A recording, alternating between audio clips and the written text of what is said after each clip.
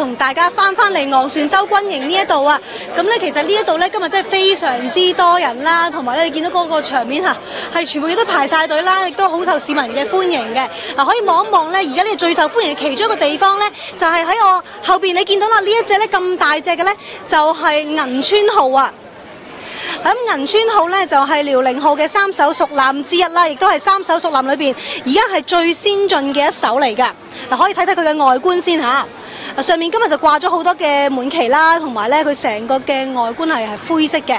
咁可以睇睇咧前面仲有一個好長嘅人龍喺度排緊隊準備登船㗎。我哋睇睇咧船頭嘅位置先。見唔見到咧？船頭嗰度咧係有一個咧佢嘅數字㗎，咁就係175，係佢嘅編號嚟㗎。咁認住呢個數字咧，就可以知道咧呢一架咧就係銀川號啦。兩位同學仔啦，咁你係咪第一次嚟到昂船洲軍營㗎？係啊。咁有咩特別想睇啊？軍艦咯，係。例如咧，講唔講得出3艘軍艦叫咩咧？講唔出。今日係跟老師嚟定係自己過嚟睇㗎？跟老師。跟童軍嗰啲阿 Sir。幾點嚟到啊？今朝早？今朝早我哋幾多點到？好似10點喎，好似。10點已經嚟到，哇！即係一開放就已經即刻第一時間入嚟啦。係，因為趕住去睇升旗啊嘛。睇升旗趕住。今日嚟到咧，有啲咩最想參觀㗎？